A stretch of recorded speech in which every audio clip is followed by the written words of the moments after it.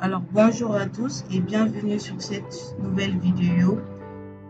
Pour cette troisième partie, nous allons voir les structures de contrôle en algorithme. C'est quoi une structure de contrôle? Une structure de contrôle est une commande qui contrôle l'ordre dans lequel les différentes introductions d'un algorithme ou d'un programme informatique sont exécutées. Alors il y a trois grandes familles de structures de contrôle qui seront les structures linéaires ou séquentielles. Ce sont les structures simples, des algorithmes vraiment simples qui n'ont pas de conditions. Par exemple, faire un programme qui permet de faire la somme de deux entiers. Vous voyez, ça n'a pas de conditions. On a ensuite les structures conditionnelles ou alternatives. Les structures conditionnelles, dans les structures conditionnelles, il y a les conditions simples et les conditions complexes. Là, on va voir ça de pas à pas. On a aussi les structures répétitives ou itératives ou boucles. Là, on le verra sur une nouvelle vidéo parce que c'est assez complexe et assez long à expliquer. Alors, l'explication, elle est là. Une structure linéaire ou structure séquentielle se caractérise par une suite de traitements à exécuter successivement dans l'ordre énoncé. Quand on parle de traitements à exécuter successivement, on parle de 1, 2, 3, 4. On le met en ordre de l'énoncé. Quand on te demande de faire l'inverse, tu vas de 10, 9, 8. C'est une structure linéaire très simple. Alors, on a une condition. C'est l'expression logique booléenne. Prenant la valeur vrai ou faux, c'est-à-dire oui ou non. Je n'ai pas vraiment d'explication à donner ici parce que j'ai donné les définitions et là, il y a aussi des explications. C'est au niveau des exercices que vous allez beaucoup mieux comprendre. On a les structures itératives ou structures conditionnelles.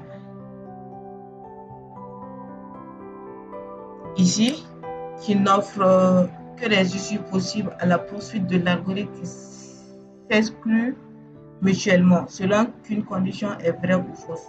On effectue un traitement ou un autre. On parle de traitement conditionnel, une structure alternative et donc une structure de test. Un test, par exemple, te demande ton âge, tu as quel âge, et l'âge qui sera accepté, c'est plus de 18 ans. Toi, tu mets 17 ans. Alors, la condition, ça serait tant que tu n'as pas l'âge de 18 ans, tu ne pourras pas rentrer on va dire, dans la salle d'examen, par exemple. Donc, par exemple, toi, tu as 17 ans et on demande à ceux qui ont 18 ans de rentrer. Tu veux rentrer. Toi, le programme ne va pas accepter parce que la condition, c'est que tu aies 18 ans. On va voir avec les exercices. On a les structures répétitives, structures itératives, qui répètent l'exécution d'un traitement dans un ordre précis, un nombre déterminé ou indéterminé de fois. Une structure itérative est appelée boucle. Quand on va appeler les structures répétitives, on les répète, c'est à nous de les faire stopper, sinon ça continue jusqu'à l'infini. C'est ça qu'on appelle boucle. Alors, on a aussi les structures de choix qui permettront, en fonction de plusieurs conditions de type booléen, d'exécuter des traitements différents selon les valeurs que peut prendre une même variable. Donc, la variable peut prendre plusieurs valeurs. Elle va faire son choix. On va aussi voir ça pour l'autre vidéo qui va suivre. Alors, pour les exercices, on va voir les syntaxes et commencer à faire l'exercice. On a les structures linéaires ou structures séquentielles. Ici, on note très simplement les structures linéaires comme une suite de traitements à exécuter dans l'ordre où ils sont énoncés. La syntaxe générale, c'est faire traitement 1, faire traitement 2, faire traitement 3 jusqu'à traitement 1. Alors, on a l'exemple ici. On dit, proposons un algorithme qui calcule la moyenne de 3 notes saisies par l'utilisateur, toutes les mêmes coefficients. Vous voyez, pour le traitement, on a note 1 qui est du type nombre, note 2 qui est du type nombre aussi, et note 3. La moyenne, on va la calculer. Ici, vous voyez. Maintenant, on a affiché, rentrer la première note, lire note. On va faire ça, ainsi de suite. Et après, là, bon, il y a beaucoup d'affichés. Ce qu'on va faire, c'est qu'on va le faire ici. On va essayer de le faire. Du coup, on va déclarer une nouvelle variable qui sera note 1 en tant que nombre. Une deuxième variable qui sera note 2. Et une troisième variable qui sera note 3. Pardon, note 3. Et enfin, on va faire on va déclarer notre variable qui sera coefficient, je crois. Coefficient, non, la moyenne. Qui sera la moyenne, oui, plutôt, parce que c'est la moyenne qu'on va calculer. Qui sera la moyenne, voilà. Maintenant, on va venir déclarer, on va venir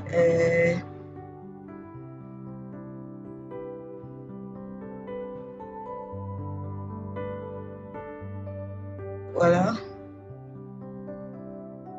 On a là, attendez, parce que on a affiché entre la première note et lire la note. Du coup, je vais prendre ici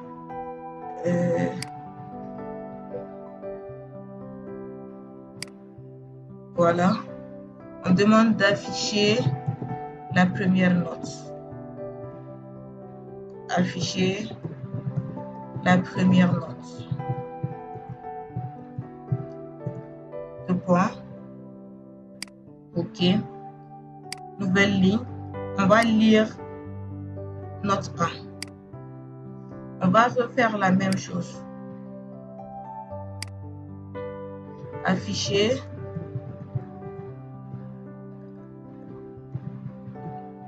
la deuxième note. Le point aussi. Et là, on va venir lire la deuxième note.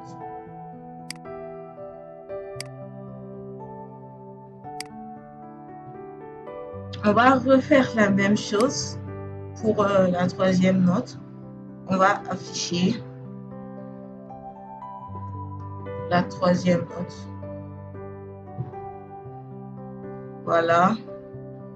Et on va venir lire la troisième note, tout simplement.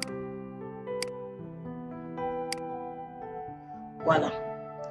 Maintenant, vous pouvez faire calculer la moyenne. Mais si vous voulez, comme ici, c'est fait, vous pouvez afficher les 3 notes renseignées. Parce que les 3 notes que vous avez renseignées, vous pouvez les afficher. Et ça, c'est à ce niveau. Je vais ajouter un message. Afficher les 3 notes. Je vais pas prendre ça va prendre du temps. Afficher les 3 notes. OK? Là, on va afficher les 3 notes. Cette fois-ci, on va ajouter afficher variable. On va afficher note 1. On va refaire la même chose. Afficher note 2. Et pour la troisième variable, on va afficher note 3 aussi. Voilà. Maintenant, on va faire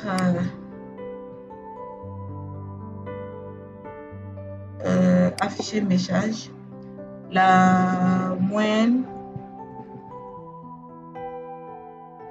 des notes, je vais dire, est. Bon, c'est pas vraiment français, mais faudrait que j'écrive quelque chose quand même. Là, alors maintenant, je vais faire mon calcul qui sera entre parenthèses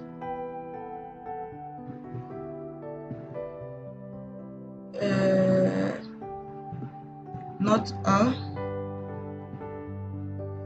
plus note 2 plus note 3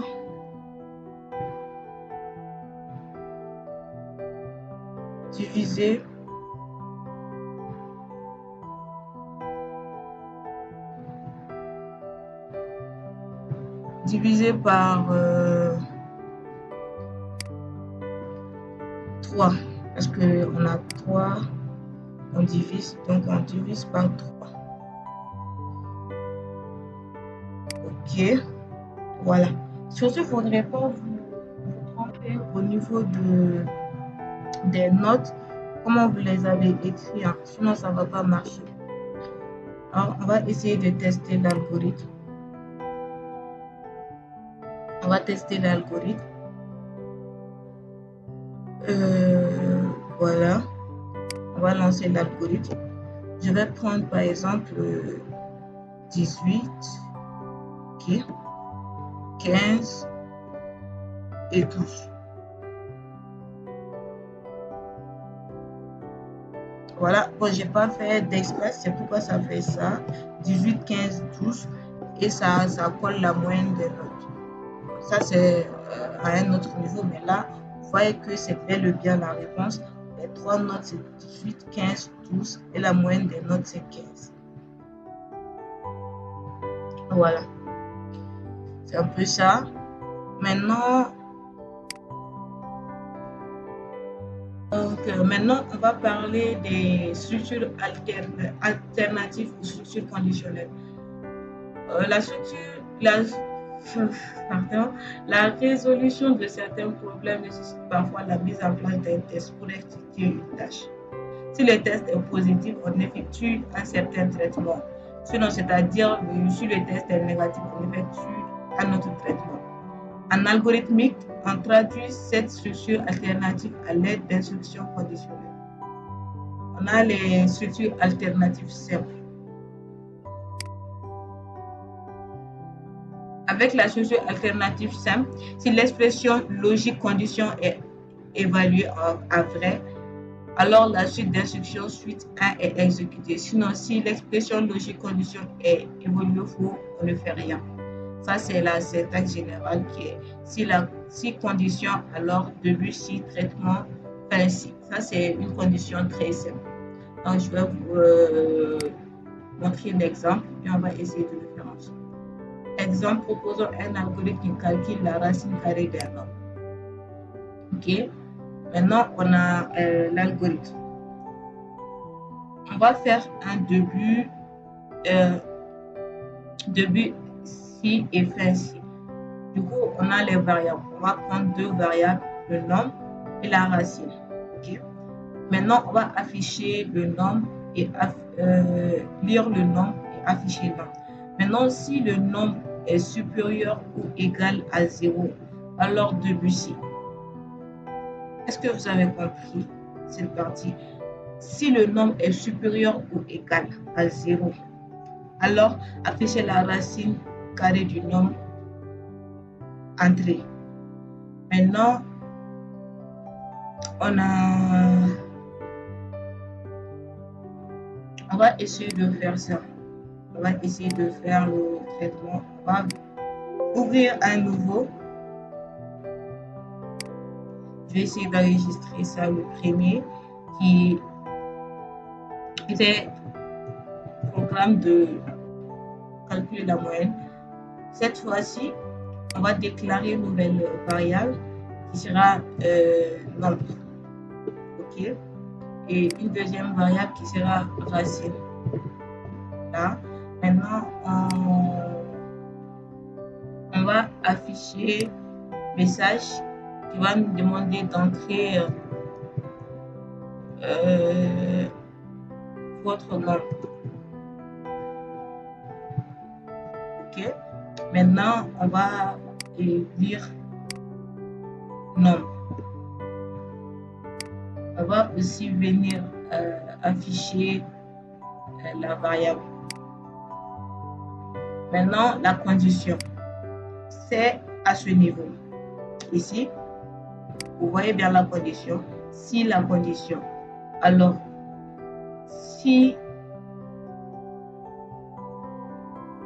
nombre, ok,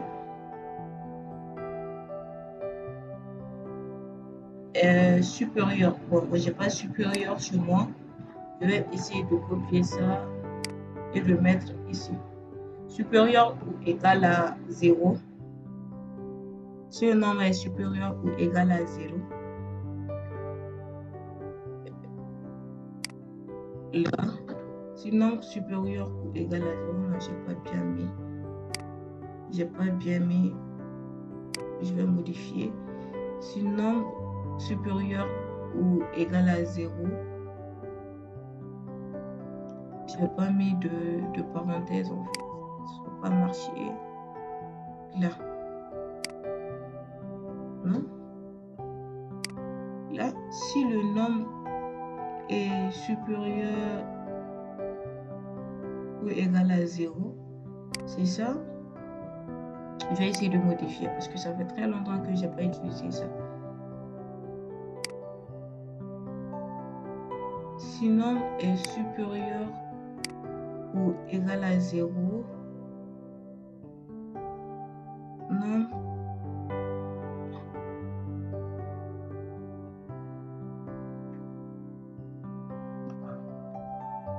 voilà, c'est ça. En fait, il y avait juste un problème d'espacement en fait. Maintenant, si le nombre est supérieur ou égal à 0, alors qu'est-ce qu'on va dire? Ici, à ce niveau, on dit la racine carrée du nombre entrée est. Donc, on va calculer en fait. On va faire afficher message. La racine carrée, bon, je vais bien écrire, du nombre est.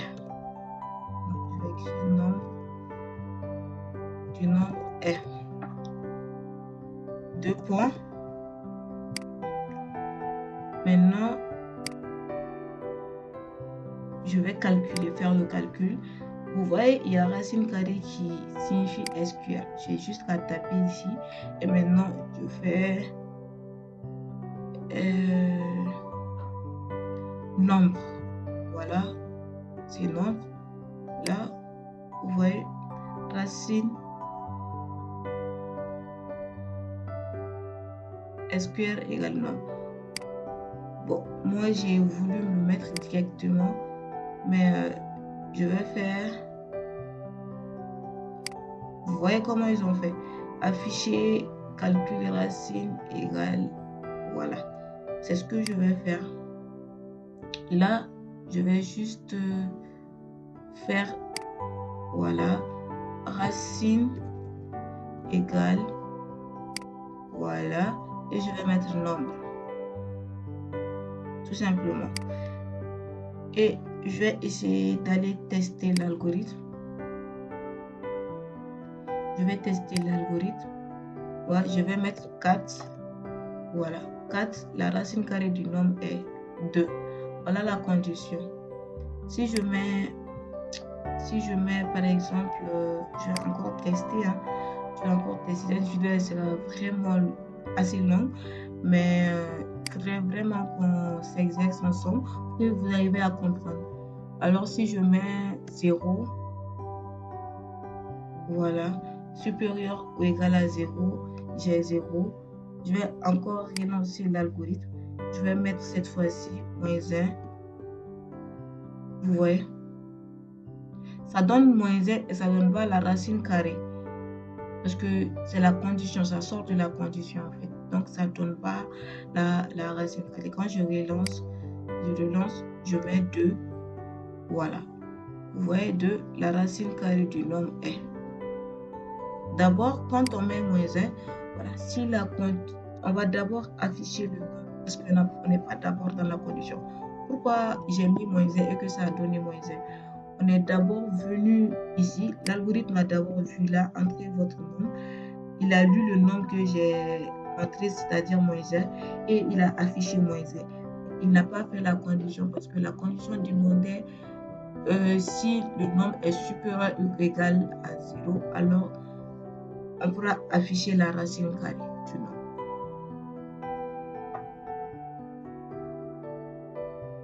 Alors, pour la deuxième, ce sera la structure alternative complète ou complexe. Ça, c'est beaucoup plus compliqué. On a la structure alternative complète qui permet d'exécuter alternativement une première suite d'instructions si une certaine condition est vérifiée ou bien une série d'instructions si la condition n'est pas vérifiée. On a la syntaxe générale qui est si la condition, alors début si, sinon début sinon. On va voir l'exemple qui suit. Mais avant, on a le NB qui dit la condition est une expression logique. Et on a traitement et traitement de son des suites d'expressions. Cet énoncé alternatif est interprété de la façon suivante. Bon, on ne va pas beaucoup parler. Si l'expression logique condition est évaluée à vrai, alors la suite d'instructions traitement est exécutée. Sinon, la suite d'expression traitement 2 est exécutée. C'est tout simple. C'est n'est que des mots, mais en réalité, c'est vraiment simple. Là, on a l'exemple. On demande de calculer la racine carrée d'un nombre s'il existe. Cette fois-ci, on va calculer la racine carrée du nombre s'il existe. Voilà. Ce qu'on va faire, c'est qu'on va reprendre ça. C'est les mêmes exemples. Mais cette fois-ci, on va mettre une condition. Je vais modifier ça. Je vais ajouter tout simplement une condition sinon. Voilà. Là. Sinon, on va afficher le message. La racine carrée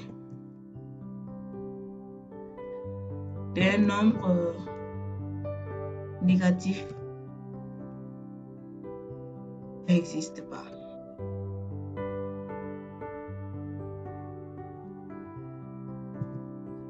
Bon, je ne vais pas trop focaliser ici. Voilà. C'est exactement comme l'autre exemple, mais cette fois-ci, la condition, elle était simple l'autre fois. On avait juste qu'à mettre ça et il n'y avait pas de sinon. Maintenant, il y a un sinon qui va nous dire si la condition, cette condition, elle n'est pas respectée. Alors, là, on va prendre le sinon qui va dire que la racine carrée du nombre négatif n'existe pas. On va essayer de tester cet algorithme-là. On va tester entre le nombre, je mets 2, voilà, j'ai la racine carrée de 2. Maintenant, je mets -2.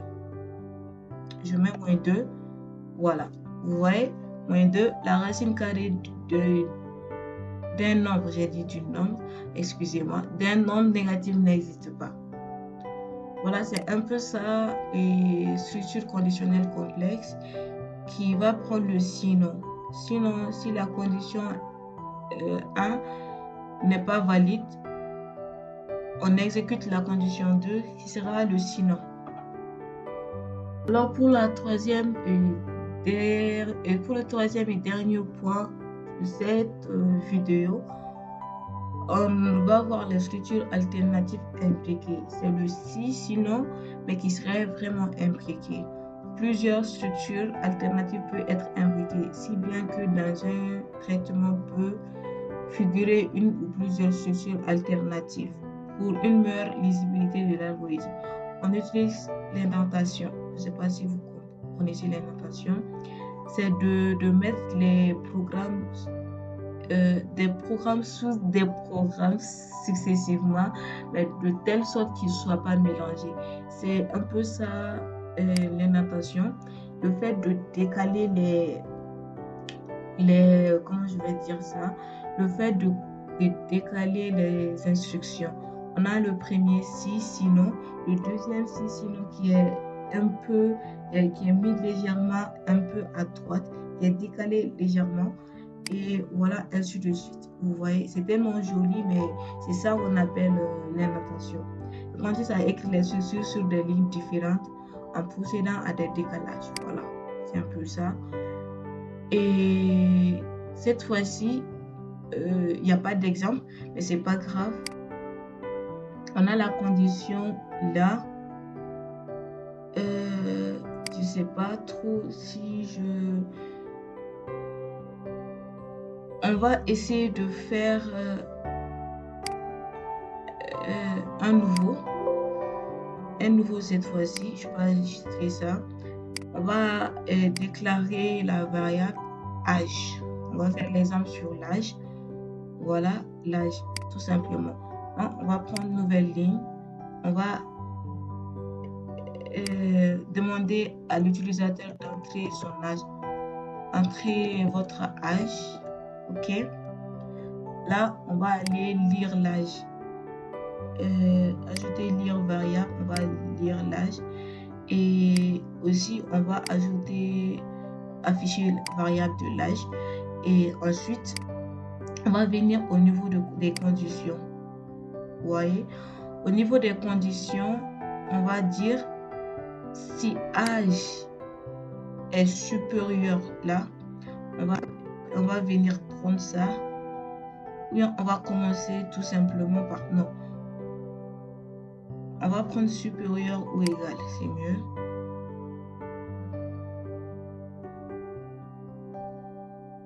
Supérieur, non, ça c'est pas supérieur, voilà, c'est ça. Supérieur ou égal, j'arrive pas à copier. C'est OK, si l'âge est supérieur ou égal, voilà, supérieur ou égal à 18, on va dire que vous êtes majeur. Vous êtes majeur, OK? Maintenant,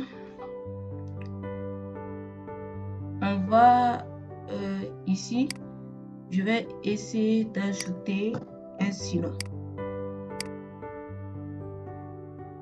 Voilà, le sinon qui est imbriqué, vous voyez. Maintenant, on va dire, on va ajouter le si. Sinon si, voilà, si âge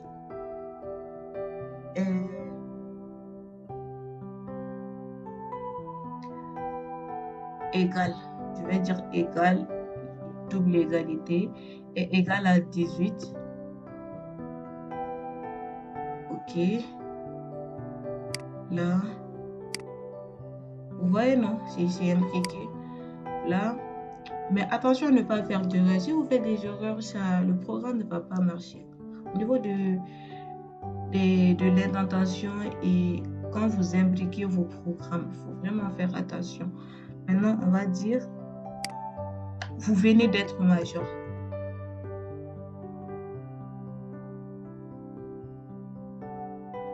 Vous venez d'être majeur. OK. Et pour le sinon, on va juste dire vous êtes mineur.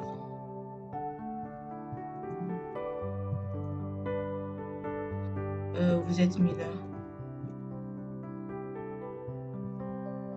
Voilà. Et on va essayer de tester le programme. Voir s'il n'y a pas d'erreur. Voilà. Entrez votre âge. Je vais mettre 18 piles. Vous êtes majeur. Pourquoi? Parce que j'ai mis supérieur ou égal. Je vais essayer de...